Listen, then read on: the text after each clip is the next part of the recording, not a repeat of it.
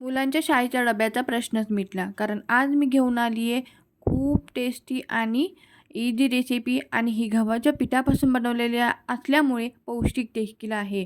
तर व्हिडिओ आवडला तर प्लीज चॅनेलला लाईक करा, शेअर करा आणि सबस्क्राईब करायला विसरू नका. चला तर मग वेळ न घालवता रेसिपीला सुरुवात करूया.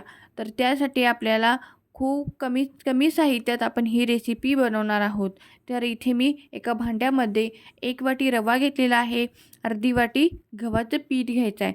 त्यानंतर मी इथे 2 चमचे बेसन घेतलेलं आहे.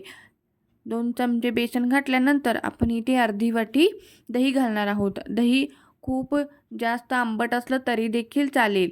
छान याला मिक्स करून घ्यायचं आहे आणि आपण यामध्ये थोडं-थोडं पाणी घालून याचं खूप जास्त पातळही नाही आणि खूप जास्त घट्टही नाही अशा कन्सिस्टन्सीचं बॅटर तयार करून घ्यायचं आहे. हे बॅटर तयार झालं की आपण याला एक 10 मिनिटं असंच रेस्ट करण्यासाठी ठेवून द्यायचं आहे.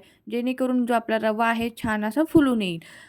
रवा छान फुलत आहे तोपर्यंत आपण याला स्टफिंग बनवणार आहोत. त्यासाठी मी इथे कच्चा बटाटा घेतलेला आहे.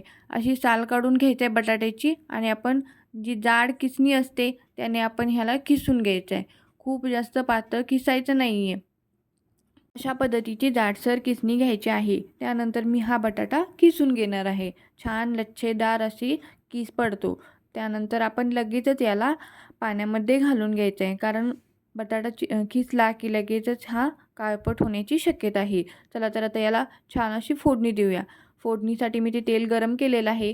जिरं घालायचं आहे. त्यानंतर मी ते धनं आणि बडीशेप याचं थोडंसं जाडसर असं वाटण घातलेलं आहे. छान 2 मिनटं परतलं की आपण यामध्ये कढीपत्ता घालणार आहोत. कढीपत्ता देखील आपण छान असा परतवून घ्यायचा आहे. सगळे जिन्नस आपण छान परतवून घ्यायचा जेणेकरून त्याचा फ्लेवर आहे तो बटाट्यामध्ये छान उतरतो. त्यानंतर मी इथे थोडासा लसूण घातलेला आहे. ठेचलेला लसूण घालायचा आहे आणि थोडीशी हिंग घालायची आहे. खूप जास्त हिंग घालू नका, थोडीशीच घालायची. एक चवीपुरतं मीठ घालायचं आहे. त्यानंतर कलरसाठी मी ते हळद घातलेले आहे.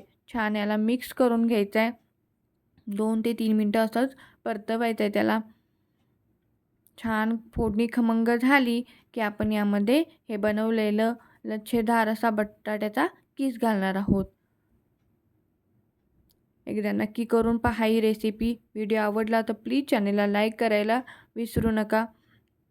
अशा भरपूर रेसिपी आपल्या चॅनलवरती मी अपलोड केलेल्या आहे. तुम्ही जाऊन तिथे पाहू शकता. आपण हा बटाट्याचा किस घातलेला आहे. त्यानंतर याला छान असं परतवून घेऊयात. 2 ते 3 मिनटं छान असं याला परतवून घ्यायचं आहे. मी उकडलेला वाटाणा घातलेला आहे. छान याला मिक्स करून घ्यायचा आहे आणि 2 ते 3 मिनटं पुन्हा याला शिजवून घ्यायचं आहे झाकण लावून. त्यानंतर कोथिंबीर घालायची आहे वरून आणि तयार आहे आपलं स्टफिंग. इकडे आपलं बॅटर देखील छान फुललेलं आहे. यामध्ये थोडीशी हिरवी मिरची घालूया. मी ते लाल मिरची घातलेली आहे. तुम्ही हिरवी मिरची देखील घालू शकता. चवीपुरतं मीठ घालायचं आहे आणि थोडंसं मी इथे खायचा सोडा घातलेला आहे. जर तुमच्याकडे इनो असेल तर इनो देखील घालू शकता. त्यानंतर याला छान असं मिक्स करून घ्यायचं आहे. बॅटर खूप जास्त घट्ट वाटत असेल तर थोडंसं पाणी घाला. खूप जास्त पातळ बॅटर नका करू. चला अशा पद्धतीने मी बॅटर तयार करून घेतलेलं आहे. आता एक कढई घ्यायची आहे किंवा खोलगट जे कुठलं भांडं असेल ते घ्यायचं आहे. यामध्ये थोडंसं तेल घालायचं आहे. तेल छान गरम झालं की आपण यामध्ये मोहरी घालणार आहोत. मोहरी छान तडतडली की यामध्ये आपण थोडासा कढीपत्ता घालणार आहोत आणि एक 2 ते 3 मिनटं असंच ठेवून द्यायचं आहे. त्यानंतर आपण हे थोडं बॅटर छान असं परतवून घ्यायचं यामध्ये. अशा पद्धतीने व्हिडिओमध्ये दाखवल्याप्रमाणे तुम्ही करू शकता. थोडंसं पहिल्यांदा बॅटर घालायचं. छान असं पळीने याला पसरवून घ्यायचं आणि पुन्हा यावरती थोडंसं स्टफिंग घालून घ्यायचं आहे. मी थोडं स्टफिंग घातलं आहे. तुम्ही खूप जास्त देखील स्टफिंग घालू शकता. मधोमध आपण स्टफिंग घालून घेणार आहोत आणि पुन्हा यावरती आपण बनवलेलं हे बॅटर आहे ते घालून घ्यायचं आहे. खूप छान टेस्टी ही रेसिपी बनते. ही एकदा नक्की करून पहा. त्यानंतर याला 2 ते 3 मिनटं असंच ठेवून द्यायचं आहे. झाकण लावलं तरी चालेल, नाही लावलं तरी देखील चालेल. छान याला पलटवून घ्यायचं आहे. एक साईड छान अशी भाजलेली आहे. त्यानंतर दोन्ही साईड आपण छान भाजून घेणार आहोत. आणि तयार आहे आपला गव्हाच्या पिठापासून हेल्दी टेस्टी नाश्ता.